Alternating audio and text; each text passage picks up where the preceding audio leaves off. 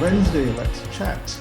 I'm Kanan Chandran, the publisher of StormAsia.com, and this is part of our weekly web chat series where we get into all kinds of discussions and topics. It's been almost a year since we've been locked away in our homes, and I'm sure the idea of travel weighs heavy on a lot of people's minds. They just want to get out there, get onto a plane or onto a boat and seek new lands to get away from the confines of life in their familiar surroundings. So today we have panelists from a variety of industries that are related to travel and tourism. And let me introduce them to you. We've got Alicia Seah, who's the Director of PR and Communications at Dynasty Travel. She's responsible for a number of corporate roles, including communications and strategic partnerships, building Dynasty Travel's reputation with various members of the media, government, and public to generate new business opportunities. Welcome, Alicia. And we have Subhas Menon, Director General of the Association of Asia Pacific Airlines. Subhas has over 35 years of experience in international aviation with the Singapore Airlines Group. And in his various roles, he's in the industry has also included being the CEO of Silk Air. Now he is with AAPA, joined just as COVID kicked in, and he brings all his knowledge of dealing with governments and regulatory bodies with airlines from around the region. Welcome, Subhas, all the way Thank you, Kanan. Yeah.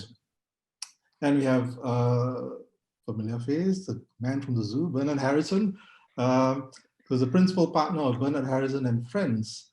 Bernard has been in the zoo business for 45 years, his last zoo position being CEO of Wildlife Reserves, Singapore. In 2002, he started Bernard Harrison and Friends, a specialist design company focusing on the development and sustainable operation of zoological and botanic gardens, national parks, and ecotourism attractions worldwide. Welcome, Bernard. And we have, making up the quartet of panelists, Nelson Lee, co-founder and CMO of JeweLuxe International. Nelson co-founded JeweLuxe International and serves as its CMO. He is part of the digital generation that has built marketing and design strategies for the benefit of consumerism's continued emergence. JeweLuxe is a platform to showcase watches and jewelry.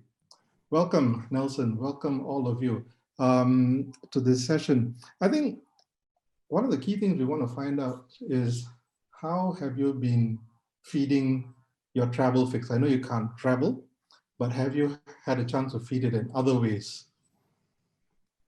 Bernard. We can travel, actually. We can travel within Malaysia. In fact, we've flown to Langkawi twice from Penang. Okay. It's a 20-minute flight. And but it's nice because the hotels are very, very cheap, very nice hotels. And Langkawi is a beautiful place that we have. I have a friend there who works for the one of the tour companies, and so he takes me out and shows me hornbills and stuff like that. But it's also a duty-free port, so you have cheap booze. So the advantage of Subhash, you being in Australia as well, is that you can travel the country, you and Bernard, right? At least there are places that you can go to. I suppose in a small place like Singapore is a bit more of a challenge.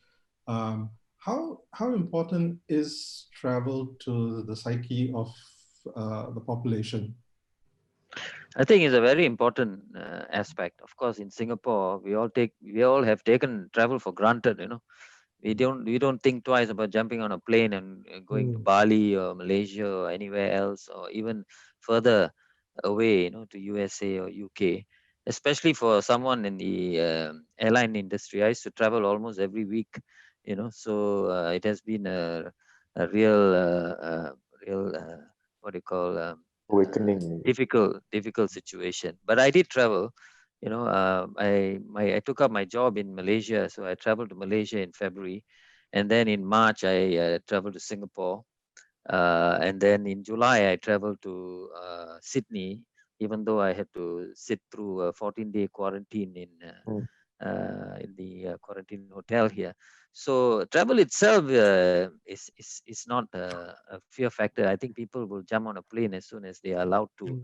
I think the problem is the restrictions that have been imposed by governments. But Otherwise, people will travel. You can drive around in Australia, though, can't you? Yeah, it's Australia. We can drive around. I mean, we went to Boomerang Beach the other day.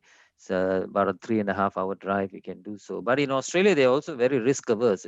So between borders also there are restrictions. So people from Sydney cannot go to Queensland, for instance. You can't go to the Gold Coast. So very risk averse policies are in place. But I think people find their way of traveling. But I pity everyone in Singapore because it's not so easy. Okay, I think in Singapore's context, many people had to put their travel plans on hold this year, but I think many are still dreaming, about traveling in the future. So I think for us, we have been keeping and engaging our customers on the digital platforms.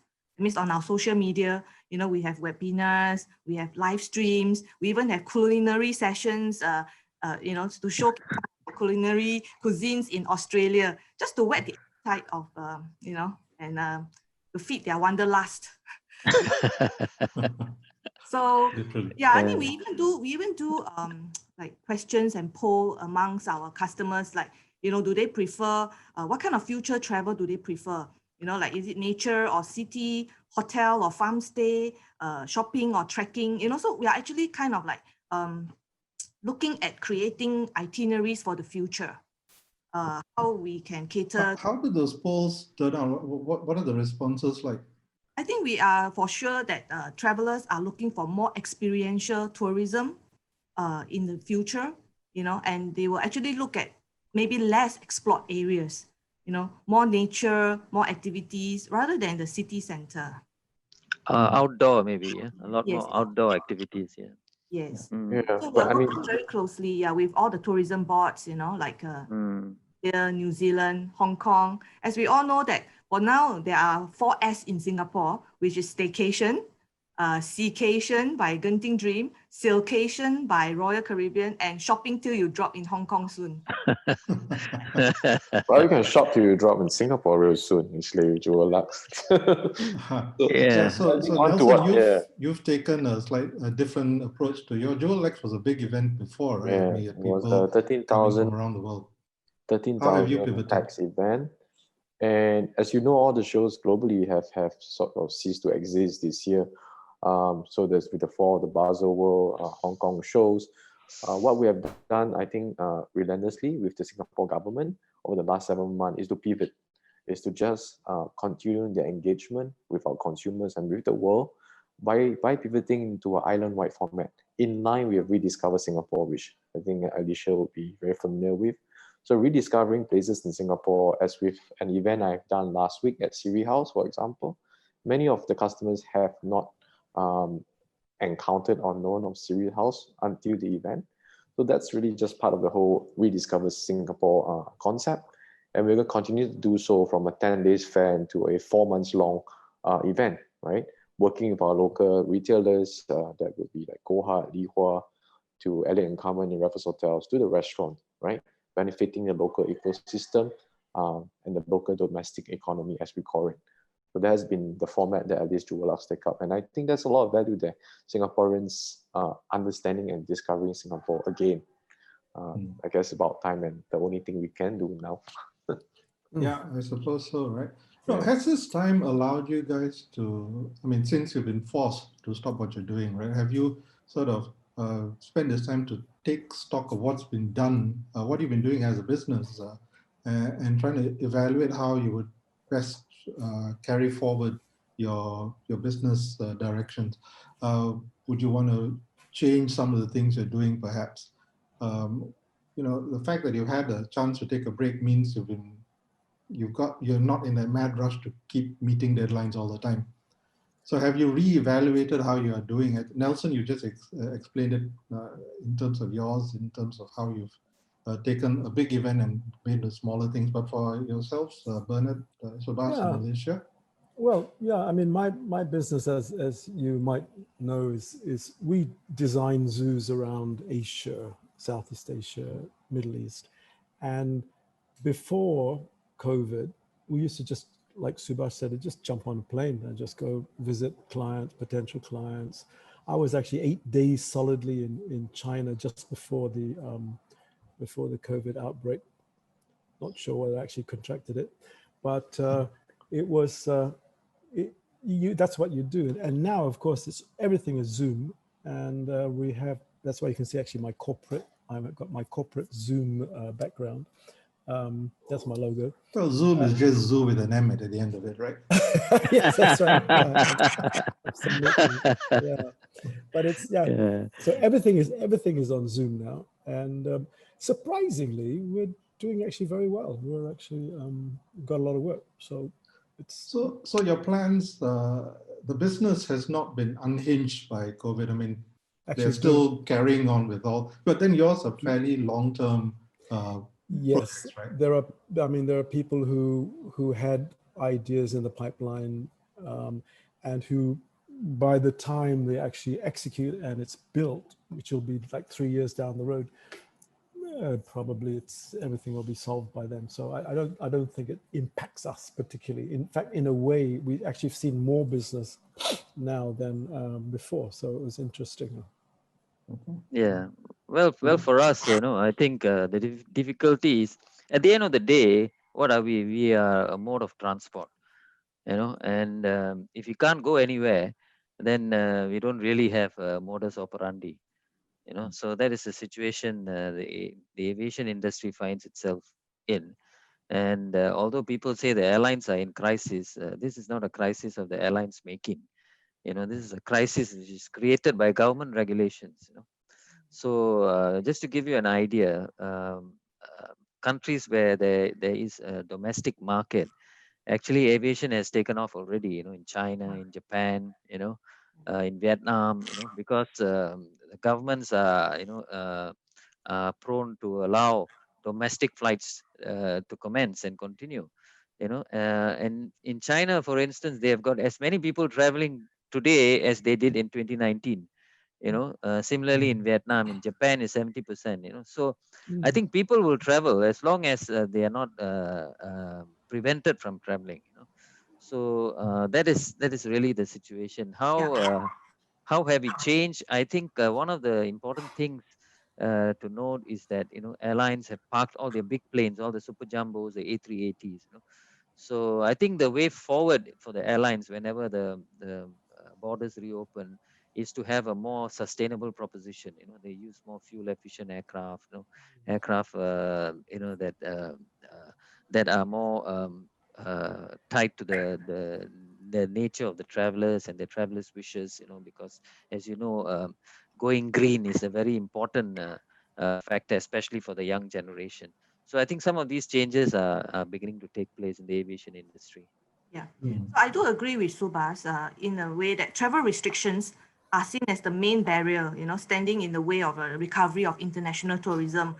So I think travelers are keen and eager to travel as long as testing regimes are in place to ensure that travelers are in a safe and adhere to safety and hygiene protocols. So I think take the case of the recent launch of the cruise to nowhere out of Singapore, So it takes a whole village to approve this cruise to nowhere, means a cruise into the open seas, whereby, they have to adhere to the global hygiene protocols and framework. So the capacity is only about 50% on board the cruise. And they have to do a pre-COVID test prior to embarkation. And then on board the cruise, there will be, of course, social distancing measure in place, like isolation area, more meal times, staggered meal times, more entertainment show times, etc. in place. So I think all this ensure the safety and hygiene for all the customers, and I think that means that they are traveling with a peace of mind. Yeah. Okay. So do you reckon if and when we can get back to travel, you're going to see a spike in travel, or are you going to see a sort of a very guarded, cautious return back to travel? United Nations WTO mentioned that we'll see the rebound by 2021 third quarter. So we'll see that it will be a step-by-step, bit-by-bit recovery. But in terms of the mindset of the passenger. Okay, I mean, personally, I feel, in my opinion, that when you travel, you need to do a pre-COVID test, prior to embarkation or on the cruise or the airline. And then after that, when you reach there, you have to do another test. And when you come back, you do another test. And so there are about 4 tests that you need to do. So there are the cost factors that may be a deterrent factor. Well, testing is one thing, but I rather do the testing than sit through a quarantine again. Yeah, of course. The testing will help to, get out of quarantine, you see, because 14-day quarantine, I can tell you, Karnan, is very dehumanizing. Especially if you're in a hotel room, I think that's even worse, right? Hotel room with hardly a window, so it can be quite, yeah. Oh, no, Rasa Sentosa, huh? Yeah. What about the cost of airfares? Do you think they're going to go up? I think the cost of airfares is really a function of demand and supply. Right now, the airfares are actually very high because both demand and supply are artificially suppressed. For example, in Australia, the government says every airline that comes in, every flight that comes in, can only bring in 30 passengers. So imagine you have a 250-seater aircraft and you can only sell 30 seats. So what would airlines do? They have to cover their direct operating costs. So most likely the fares will be high. So I have a friend who came in from Tokyo the other day, and he was sharing his experience, that he has to pay, usually an air ticket from Tokyo to Singapore on business class is about 3,000 plus, but he's double price now, 6,000. Okay. 6,000. Wow. Okay. Because of the social distancing measure in place aboard the plane, like what Subhas has mentioned. So limited capacity, limited flights, with demand from different parts of the world. So the price will go up in the beginning. But of course, if all flights reinstated, it will be better. Did he come in via the green lane? Is it now allowed for us to go over as well? Go over, not yet. Come in, yes. It's not a two-way relationship. Yeah, one-way relationship with Japan now. One-way relationship at this time. All right. One-way is a good I way think of looking at it. Singapore is trying very hard to open up to try and also showcase the fact that our numbers are relatively low in the system. Yeah, I think Singapore has to be held up as a good example, because what they are doing is they are applying risk assessment. So they are opening up for countries where the prevalence of the virus is similar or lower than Singapore. So as the minister said in his statement, I mean, bringing somebody from Hong Kong, the risk is no greater than someone traveling from Jurong to Changi, because they have the same prevalence of the virus. So I think Singapore has to be commended, for the approach that it's taking. But unfortunately, it is unilateral. So Singaporeans cannot go to a lot of countries. Hong Kong Not maybe, yet. but not Not a yet. lot of But countries. slowly we are seeing that because if the air travel bubble has been established between Singapore and Hong Kong, and if that is the one that can take off and be a case study, then I think the next one will be Australia and then New Zealand. Yeah. Okay. So at this point, I'd just like to remind the audience that you can ask questions. If you've got a question, just feel free to type it in the Q&A box. It should be somewhere on your screen. It's usually at the bottom. And I'm sure the panelists will be more than happy to respond to your queries. But meanwhile, I'm just wondering, how much, I'm sure all of you, your business, your business seems to be fine, but the travel and the aviation and the retail side of things have been very badly affected. How long do you think it'll take for things to sort of bounce back to a situation where you can at least sort of like start breaking even and start to track upwards? Alicia, for you, I think yours will be so for us, we are grateful that in Singapore, the government has given us a lot of support. So I think since in the beginning of the COVID crisis, the job support scheme has actually covered 75% of our salary across. And then after that, from October onwards till next year, March, is a subsidy of 50%. So in this area, we are able to kind of like maintain and retain our staff and, you know, provide even trainings. So at this juncture in time, most of our staff are having trainings, you know, 4 times a week, 5 times a week, because the government has provided enhanced skill enterprise funds, you know, for us to really tap on to kind of equip and retrain our staff to be future ready. Very clever. Do you think your staff will also be looking at this training and then looking to leave the industry because maybe they see it as too long without you know, a pickup taking place? Of course, I think staff in our industry across the board has the option, of course, to have a second career or another career. But I think passion in travel is still there. So I think most of us, you know, are still in this industry. Although, of course, there's a lot of uncertainty surrounding the duration of the pandemic, and the decline is likely to force many of us to restructure, you know, save our operations. So I think we are restructuring also to, you know, changing nature of the business, you know, like new working methods. Now we work from home, we have contactless payments, and then we have new technology to reduce costs. So restructuring could better position our company for a recovery to make the company stronger and resilient. Okay.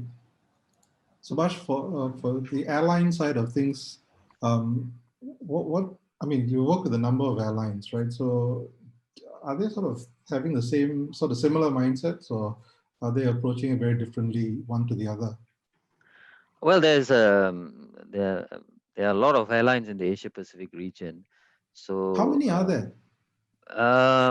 Well, in our grouping, we have 15. You know, but Okay. if you take all the airlines, everything, there are, you know, some close to 80 over airlines in the whole region. You know, 80. so Okay. yeah. How So many will still be around at the end of all this? well, well, that's a very difficult question to answer. It's one that we don't want to answer, because I think the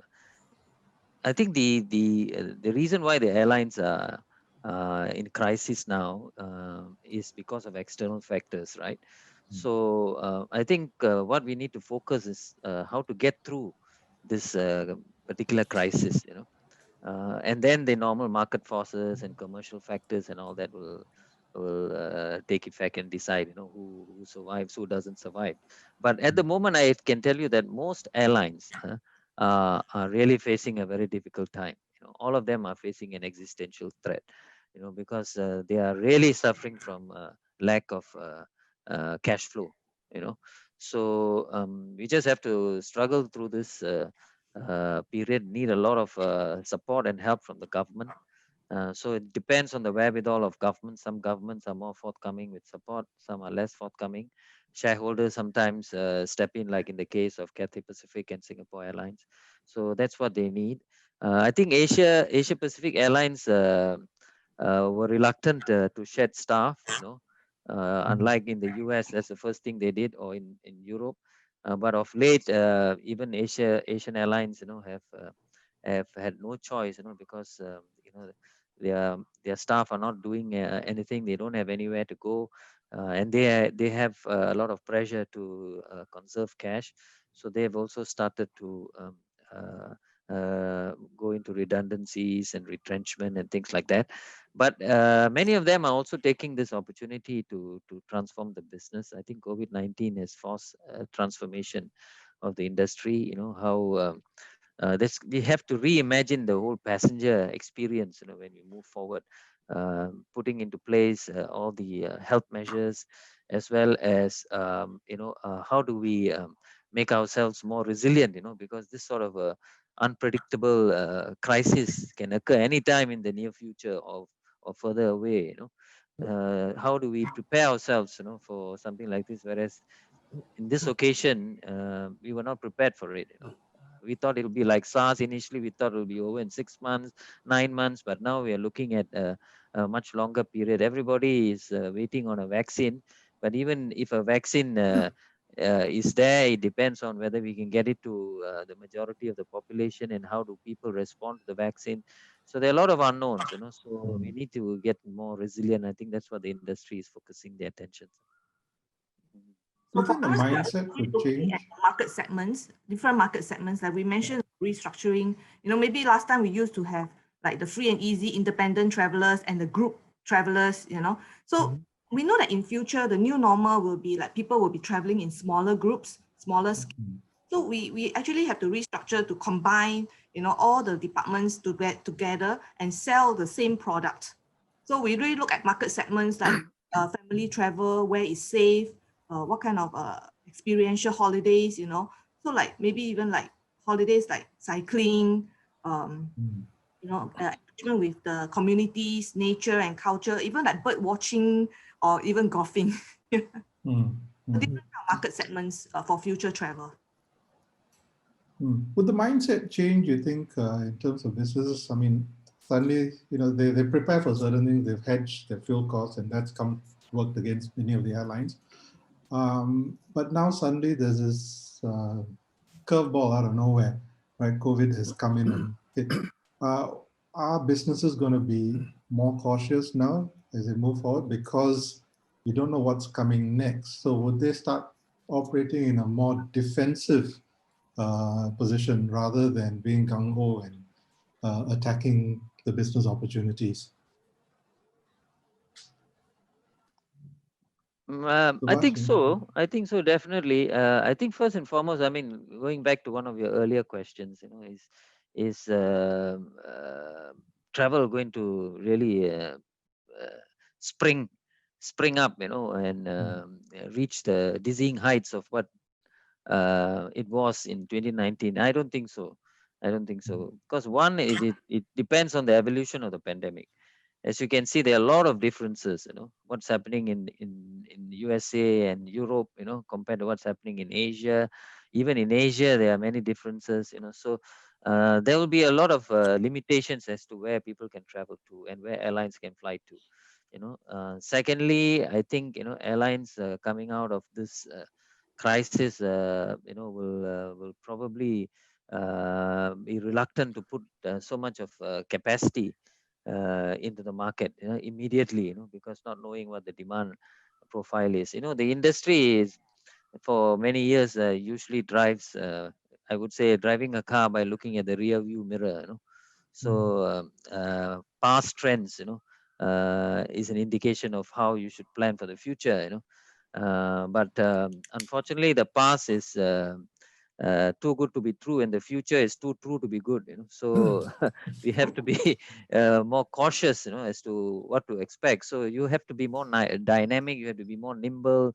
You have to appeal to changing consumer requirements. So I think those are the things that are going to dictate how travel responds to the because airline industry. adjustment will be needed, to suit localized timelines of events and national government's actions and orders.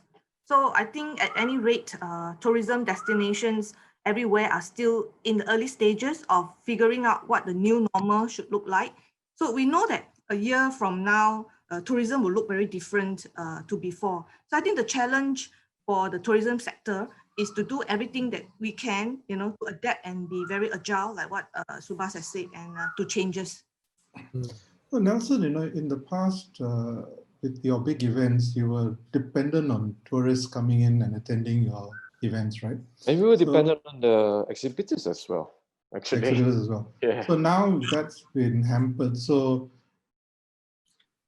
do you change your focus and look at more local brands and local exhibitors and a local public customer? Indeed. So to answer that question, I mean, as a fair that traditionally would rely on 80 exhibitors to what we have this year, 30 exhibitors, it's a huge differentiation, right? No usual business will be able to withstand that drop in income.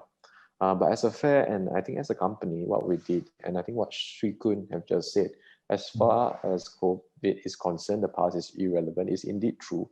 What we have done is restructure the whole firm, and we were actually changing our plans almost on a weekly basis, and that has become the new norm, where change is the only constant for us.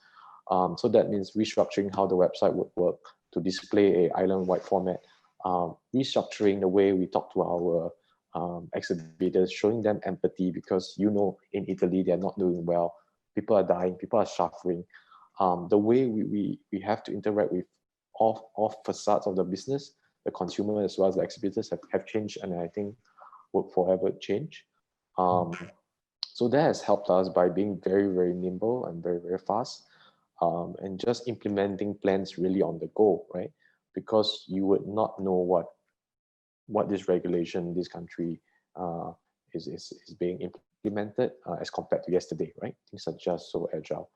So as a company, we do that in order to survive, and I think that has helped us so far in pivoting and being really the only fair in the world that have kind of transited into this format in a sustainable way. Yeah. How can you? How many years can you carry on doing this? Yes, so we're actually taking this as a prototype, and so if this island-wide format will indeed work, it could be permanent, right? We would then have to restructure and reconfigure our revenue channels. Apart from getting participation, we have to kind of change things around, to getting income from, say, commissions, from the sale that we make. So this is a new model, new time. Yeah. So you reckon the prices of watches and jewelry will come down if that's the case? No, it's like airline, right? It's like what going up. What Subhas have said is totally, it's about supply and demand. In fact, you look at the latest trend that Business Times have just published, we are not back to pre-COVID, but Singapore alone in the world, we do about, I think so far, $600 million in watches. Wow. Yeah, so that's quite a bit. And as far as we are concerned, we are still taking in pretty good orders for all our watches. There was a client that bought a watch last week without even seeing the watch, right? It was a PowerPoint on a slide that was sent to him on a bespoke watch, and that's a 72,000 Swiss franc watch. So that's not a cheap watch. I would think it's all about supply and demand. And it tells the time too, right? It would tell the time in a very good way, actually. But if you're talking about that, right? You look at people losing jobs, a lot of uncertainty. Wouldn't that have an impact on how people would also go into this sort of consumption patterns for products like yours, luxury, not necessarily a must-have, but a nice-to-have? Indeed. What we have seen is the trend where people would spend their travel money now on luxury. As long as they're not impacted, of course, by the pandemic. There's a lot of money and pent-up frustration not being able to experience something, right? Experience travel. So they would then divert that fund directly to luxury. So we have seen that happening, and it's still happening right now. Instant gratification. Cool. That's right, yeah. Swiku has raised a question regarding, we were talking about this earlier, right? About how Singapore is a good example. But he's asking, is Singapore really doing well? We do have many imported cases. And if you're opening to countries with the same prevalence, why are we doing that? Well, as imported cases go, Singapore's record is not very high, and I think we talked about testing and quarantine and things like that. It all depends on where you open travel to. So we are talking about opening travel to countries where the prevalence of the virus is low or similar to your country. And when people have to travel, there's basic human right, mobility. So if people do travel either to reconnect with their families or friends or whatever it is, and they are coming from countries where the prevalence is high, then of course maybe there is a case for quarantine. So these people are quarantined, so that even though they are reported as an imported case, isolation and treatment, is one way of contending with it. You cannot just say, oh, nobody can come into this country. You can come into the country, but if you're coming from a high risk country, then of course there are certain steps to be taken. But all the countries that Singapore has opened travel with, actually either having a similar prevalence of the virus or lower than Singapore. So the risk of imported cases is mitigated. Yeah. Well, the countries we tend to travel a lot to are quite affected, right? I mean, so the US is not in a great shape. The UK is going into a shutdown again. Yes. Malaysia, uncertain. Indonesia, we still don't know. So it's a bit difficult for the industry to rise back to a normal state, given that all our regular partners are in iffy situations, right? Well, I would say that IATA, this International Air Transport Association, predicts that the travel will not return to 2019 levels, international travel, until 2024. So that is because of this. I mean, the prevalence varies from region to region. But within the Asia Pacific region, I think there are a lot of places where people can travel to, without too much of a concern. I mean, you mentioned Malaysia. I mean, the nature of this virus is that it is up and down. All right. Depending on your risk response, it can go up very high, or it just goes up by a few cases, like in most countries. So it is up and down. So you cannot expect to suppress the virus completely. I think not at this present moment of time. I think we have to live with the new normal. I think as we prepare, more positively for the time when travel restrictions are lifted for certain countries. So I think let's have a poll here. I mean, between, let's say 1, 2, 3, 4, 5, there are 3 categories. Are you a travel ready? Maybe you already plan to travel, and taking increased safety precaution, or are you a travel reserved? Keen to get away, but still cautious about potential risks, or are you a travel reluctant, unlikely to travel until, things have returned to normal? So which category do you belong to, Canon? Yeah. Okay, for me, I travel where my wife tells me she wants to. So are you a travel reserve at this juncture, or a travel ready? I guess I'll be travel reserve, dependent on a lot of factors. But also, if there is business and it can open up and I will. I'm not fussed about that. Yeah. I'm travel reserve. Travel reserve, yeah. Yeah.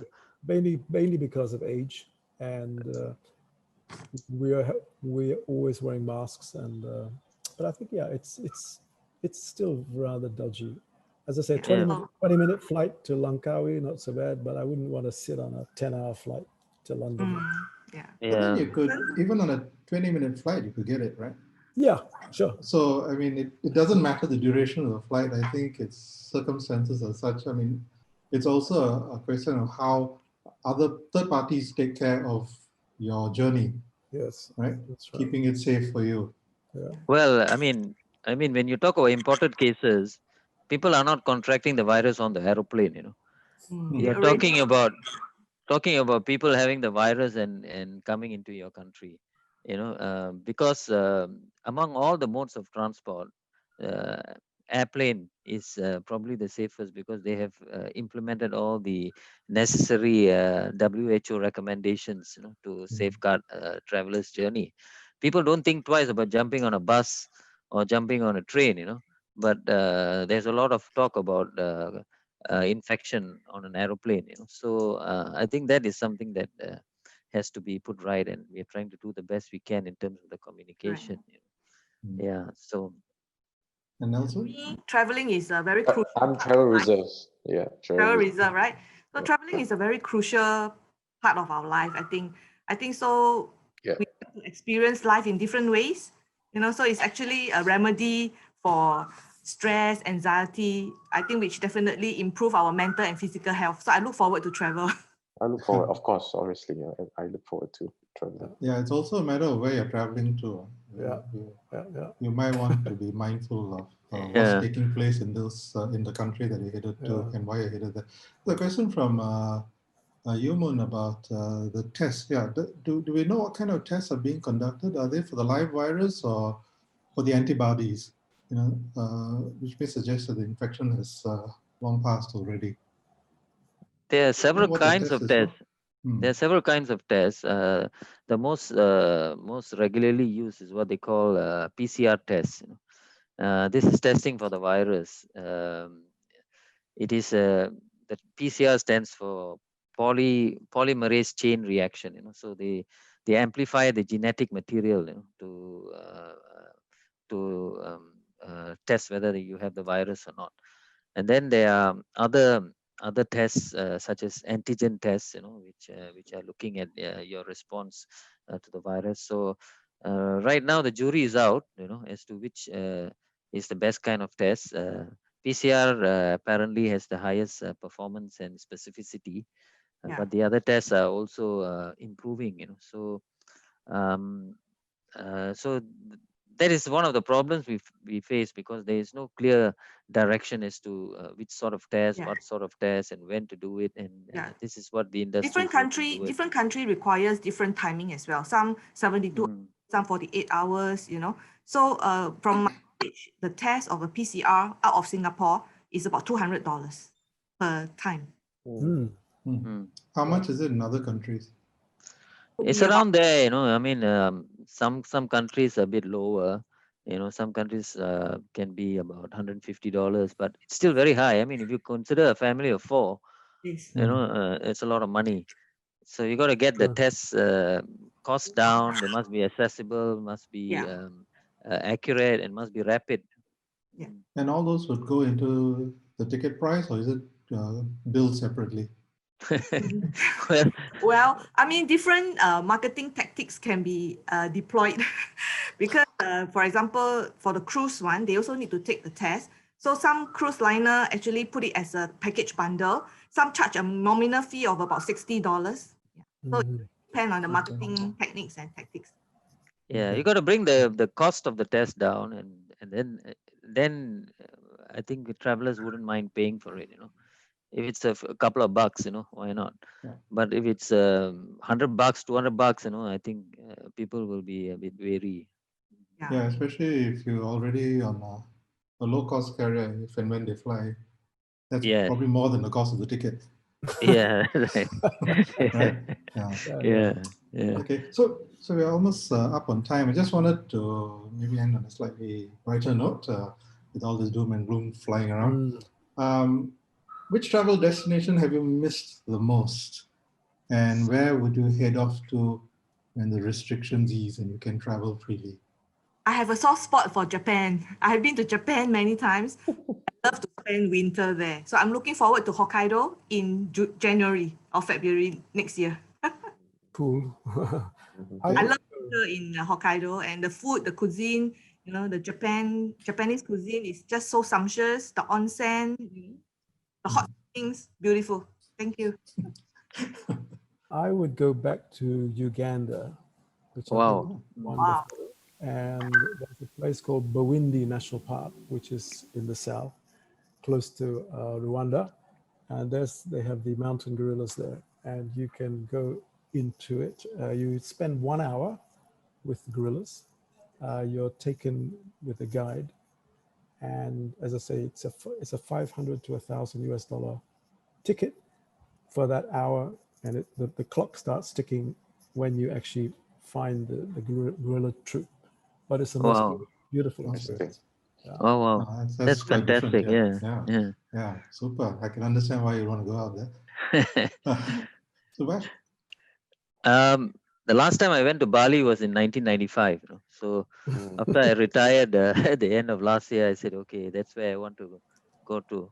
So Bali. I have a house there. Okay, with 3 dogs. Pitbull too. Nelson.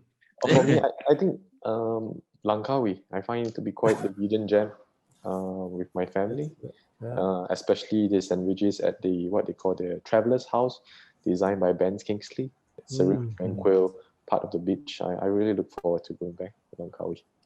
Yeah. Oh, okay, cool. So not, well, I suppose Uganda is far away by comparison, but most of the travel seems to be in the region then. Yeah. How about is you, that a Kannan? mindset shift that's taking place already? For me, Susie, where do you want to go? Maldives. His travel is wife reliant.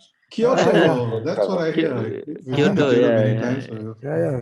Kyoto, Australia, and there's so many Yeah. wonderful places. I suppose for me, it's where there's good driving. If there's great driving, then I'm all for it. So one of the places we go to quite often is in Victoria, where you take the Great Ocean Road. It's a beautiful stretch of road. And we just spend like 2 weeks in Apollo Bay, just enjoying that whole change in scenery, literally.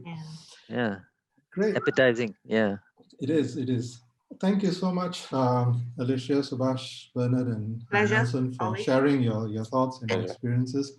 Hope we can all travel very soon to places that we'd all dream of going to, and with family and without so much intrusions into our body via nasal things, nasal probes or whatnot. So stay safe meanwhile, and all the best, and look forward to catching up with you in person soon. Yeah.